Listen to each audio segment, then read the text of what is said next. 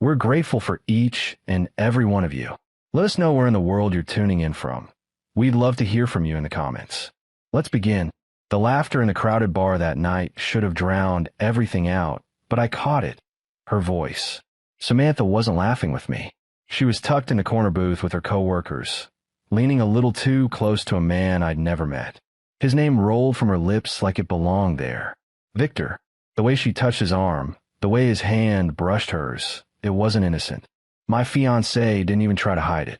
I walked over, calm but sharp. Sam, I said, my voice steady. Her shoulders stiffened, but she didn't flinch. She just looked up at me with those cool, unreadable eyes I used to mistake for mystery. Marcus, she replied casually, as if I'd interrupted nothing. This is Victor.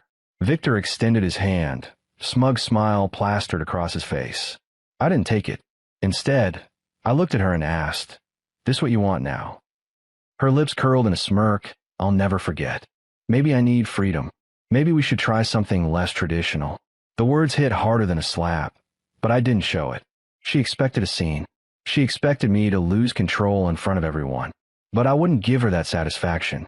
I leaned close enough so only she could hear me. You want freedom? You've got it. Her eyes widened slightly.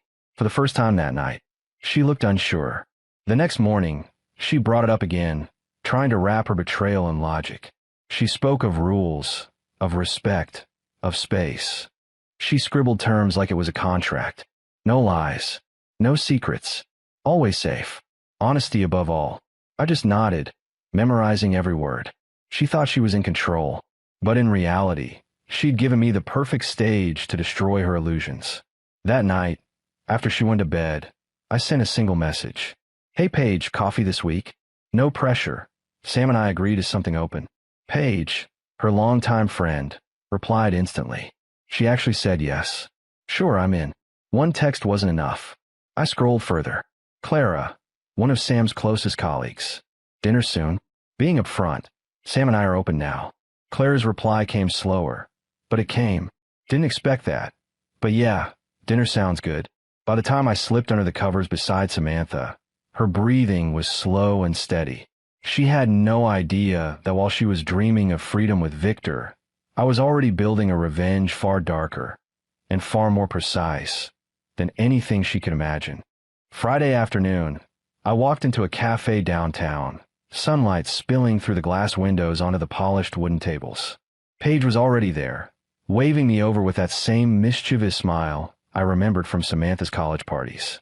She wasn't nervous. If anything, curiosity shone in her eyes. So, she said after I sat down, it's true.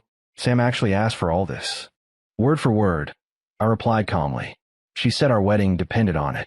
Paige stirred her coffee, lips pressed tight, as if she were holding back something. Finally, she leaned closer. Then I guess you should know, this wasn't about freedom. She's been talking about that guy from her office for months. Victor. Everyone knows it. I didn't let my face change, though inside, her words landed exactly where they were meant to. Paige continued, almost cautiously. She asked me once if I'd cover for her. Said she just needed a little time with him. Nothing serious, she claimed. But her eyes told a different story. Her honesty burned away the last trace of doubt. Samantha hadn't suggested this out of principle. She hadn't wanted fairness or balance. She wanted cover, permission to walk straight into Victor's arms without guilt. I gave Paige a slow nod, forcing a faint smile. Good to know. The rest of our conversation was lighter. Work, memories, meaningless chatter. But beneath it all, a storm was building inside me. She had no idea that with every word, she was feeding the fire that would eventually consume Samantha's careful game. That night, I came home to Samantha sitting on the couch, scrolling her phone. She looked up with a forced casualness. How was your day? Informative, I said smoothly. Coffee with Paige went well. Her head snapped up, eyes narrowing. You actually went. I told you I would. No lies, remember. Her lips parted, then shut. She hadn't expected me to follow through, let alone with someone she considered close. The next evening, it was Clara's turn. We met at a quiet Italian restaurant across town. The kind of place where soft violin music played in the background and candles flickered against the walls. Clara arrived dressed simply, her dark hair tied back, but her eyes were sharp, searching. So she really did it, Clara said after ordering. She painted you as some controlling man, like you were suffocating her. Said she needed space. Honestly, Marcus, it sounded more like she was rewriting history. I raised a brow. She made it sound like I was the problem. All the time. But at work, it's obvious. She's wrapped around Victor's finger. They don't even try to hide it anymore. Her words confirmed what Paige had already told me. Samantha's freedom wasn't about us. It was about him. By the time dinner ended, I had everything I needed. Samantha thought she was clever, that she'd engineered the perfect scenario to justify betrayal. But she never expected me to move first, to play by the very rules she created. When I came home, Samantha was waiting, arms crossed tight. So, she said coldly, "How was your date?" I hung my jacket, deliberately calm. Claire's good company, easy to talk to.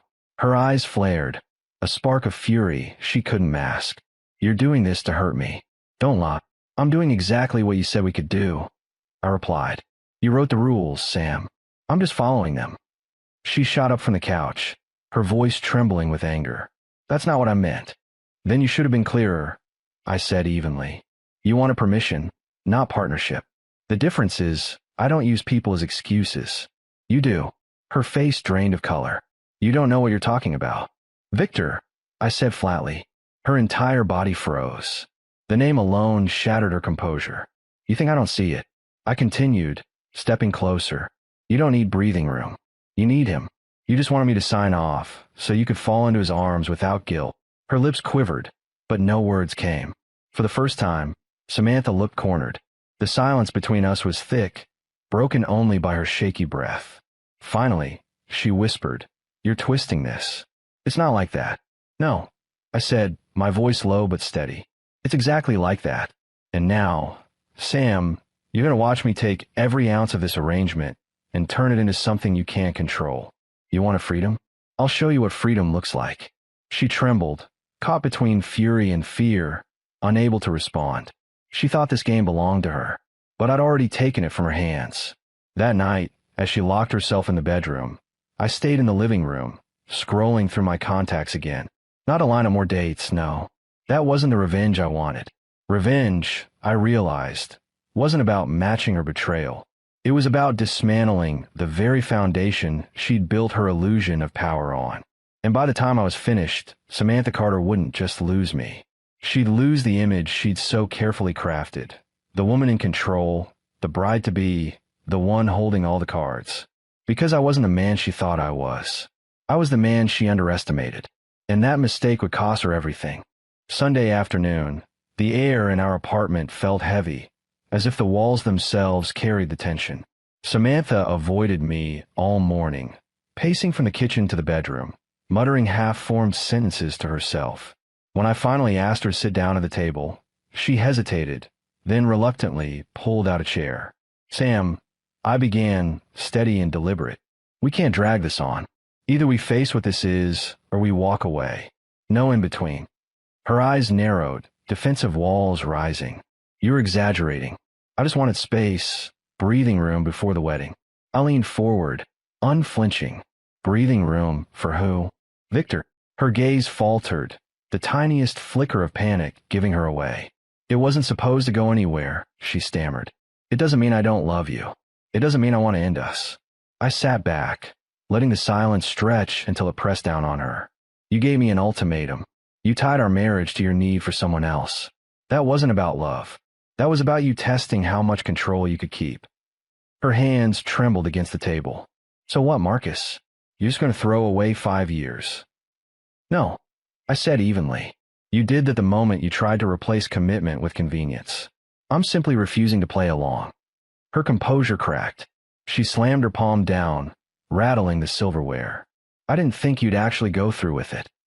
"And that," I said quietly, "is the problem. You assumed I'd beg. You wanted the freedom without the consequences. But now you're living with them." Her eyes shimmered with a mixture of rage and regret, but she had no defense. For the first time, Samantha realized she wasn't the one holding the strings anymore. The following week, I set my plan in motion. Revenge wasn't going to be loud or violent. It was going to be precise, the kind of slow unraveling that left her exposed. I started with her image. Samantha loved control, loved looking like the flawless bride-to-be who had everything handled. So I made sure the truth trickled into the cracks of her carefully curated life. At brunch with her sister, I let details slip, subtle but sharp. Sam and I agreed to open things. Surprising, right? She seemed so excited about the idea. Her sister's fore paused midair, her face tightening. I didn't need to say more. Gossip would carry the rest. Next, I met with one of Samantha's closest colleagues, the kind who adored drama more than coffee. Clara mentioned Victor's been spending a lot of time with Sam at the office. I said casually, "Guess that's her definition of freedom." The colleague's shocked expression was all I needed. By the end of the week, whispers about Samantha and Victor had spread across her workplace. The beauty of it, I never lied. I only repeated what she herself had set in motion. One evening, Samantha confronted me, her voice raw. "Why are people looking at me differently at work? Why is my sister asking if the wedding's even happening?" I leaned against the counter, calm as ever. "Because they see the truth now. You wanted openness. Now it's open for everyone." Her hands clenched into fists. "You're ruining me." "No, Sam," I said softly, almost with pity. "You ruined yourself. I'm just letting the world see it." Her fury cracked into desperation. "Marcus, please, we can fix this. I'll end it with Victor. I'll stop everything. Just don't walk away." For a moment, I studied her, the woman I once thought I'd marry. But what stared back at me wasn't love. It was fear. Not of losing me, but of losing the image she'd built. "I'm not angry," I said quietly. "I'm finished." Her lips trembled. "You can't mean that." "I do," I replied. "Because the difference between you and me is simple. You chased attention. I demanded respect. And without respect, there's nothing left to stand on." That night, I began making calls, canceling vendors, informing family, dividing costs. Each cancellation cost money, but with each one, I felt lighter, freer. The wedding that was supposed to bind us became a dismantled project, piece by piece, until nothing remained. Her family didn't take it quietly. Her sister sent scathing messages, calling me heartless. Her mother left long voicemails, begging for explanations. I ignored them. The only people who deserved the truth already knew it. Paige reached out, offering sympathy. Clara texted too. "You did the right thing." She was never fair to you. Even Victor, the supposed prize she risked everything for, stayed silent. No apology. No defense. He abandoned her the moment things grew complicated. 1 week later, I met Samantha for the last time at our apartment. She stood by the doorway, arms folded, trying to wear the same confident mask she once had. But it was cracked, barely holding together. "You destroyed everything," she said, her voice flat. I held her gaze, steady and unbroken. "No, Sam. You destroyed at the moment you gambled our future for your own selfishness." All I did was walk away with my dignity intact. For once, she had no reply. Her silence was heavier than any scream. As I carried the last box to my car, I looked back only once. Not at the apartment, not at the life I was leaving, but at the lesson I would carry with me forever. Some betrayals don't need shouting matches or vengeance fueled by rage. Sometimes the coldest revenge is silence, clarity, and the strength to walk away while they crumble in the wreckage of their own choices. And that's exactly what Samantha was left with, wreckage. The apartment was quiet when I returned for the final time, just a few scattered boxes left to collect. Samantha was there, leaning against the wall with her arms folded, her eyes hollow, drained of the fire she used to carry. "You're really leaving," she said flatly, not as a question, but as a defeated statement. "I already left, Sam," I replied. "This is just me picking up the rest." Her lips parted as though she wanted to argue, but she didn't.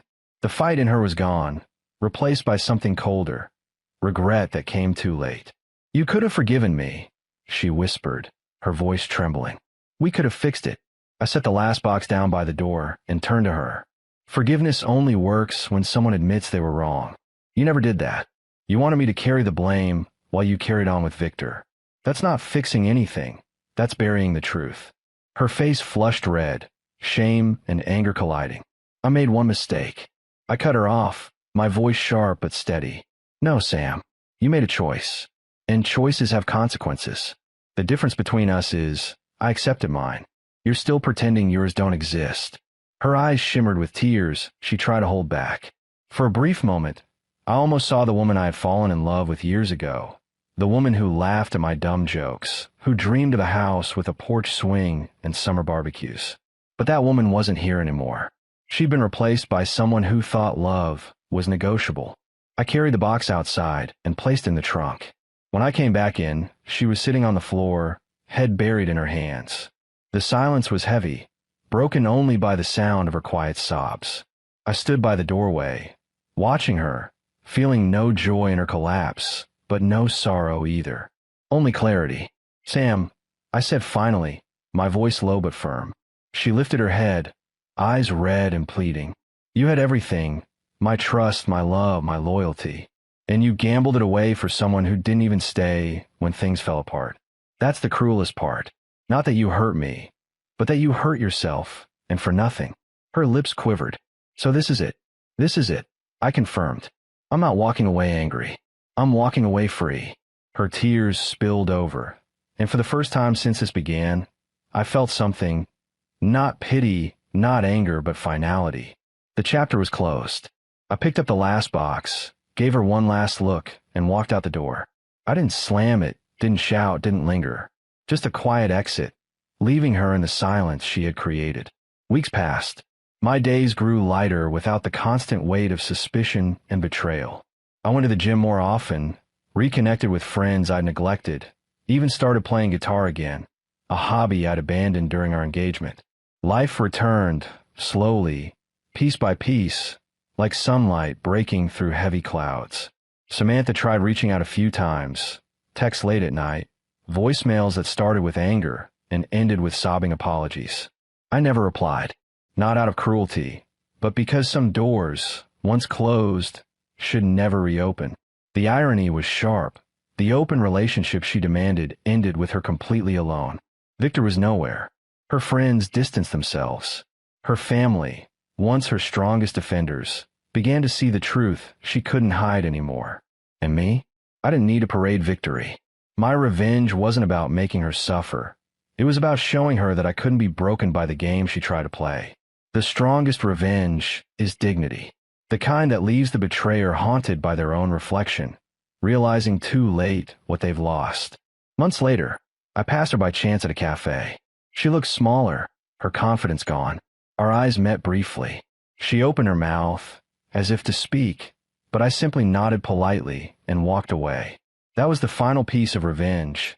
Not anger, not confrontation, but indifference. She was no longer a chapter in my story. She was a lesson. Because in the end, betrayal doesn't define you. It defines the one who chooses it. And Samantha Carter will live with that truth long after I've moved on.